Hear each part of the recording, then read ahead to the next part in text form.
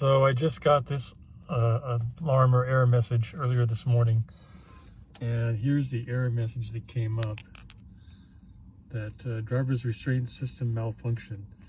So I'm hoping it's the airbag in the steering wheel, although I don't know for sure yet. I'll have to go check the codes.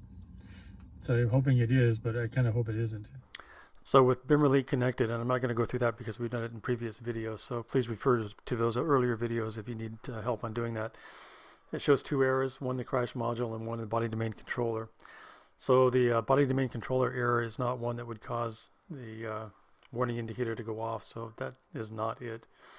However, the crash warning error is a 9309A, which is definitely the driver's side airbag resistance error and would trigger the alarm that is seen on the screen.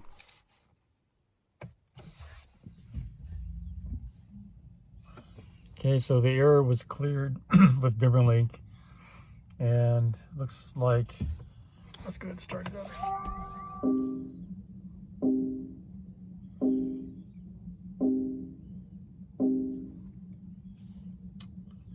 Looks like no issue with error codes again, so that's good. Let's go ahead and put the seatbelt on, make sure it doesn't trigger something weird.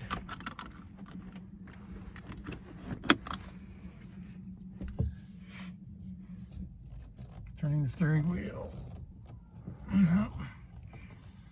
Okay, so I think we're okay. We'll see what happens when I drive around.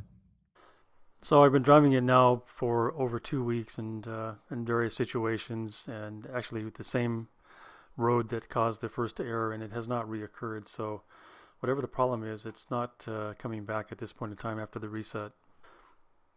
After doing a little research, I noticed that there is a technical service bulletin, or a TSB, as shown here, for the airbag, and the 93090A resistance issue did come up on this TSB. So based on this, it says that there is a tension on one of the harness cables that could potentially be causing a problem with the high resistance.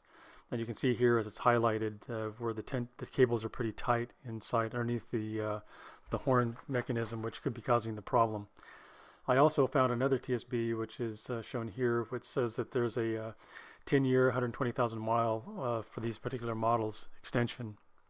So these are the 2014, 15, and 16 models made between 2014 and 2016. So if you have that model and you have these particular failure modes, you may not want to reset it, and go ahead and see if you can get BMW to go ahead and do the service bulletin recall and have it repaired with the service center instead of resetting it yourself. And in hindsight, I wish I had not reset it. I could have just went down and had him repair the fault directly instead of having to dig into it. As you can see here, the TSB says that there's a limited warranty extension for reimbursement, so I would say take advantage of it if you can. I've contacted BMW waiting for a response to see if that still is going on at the expenses being fully paid by BMW for the fault code that's shown. And here's some numbers to contact if you have a similar problem. If you are not covered by the warranty, then I would recommend that there are some videos that show how you could do a DIY repair of this. But make sure to follow safety protocols. The airbag could go off if you don't have the power shut off to it. So it is removable with some simple tools. And you can check out those wiring connectors yourself if you're not covered by the warranty. And need to do it yourself, or would incur the full expense for the repair. So in conclusion, it looks like there is a 10-year extended warranty for this particular airbag fault, and if you have a 2014 to 2016 model within the date ranges that were shown. I'm trying to verify with the iConsurge, if the BMW North America, to make sure that it is still fully covered.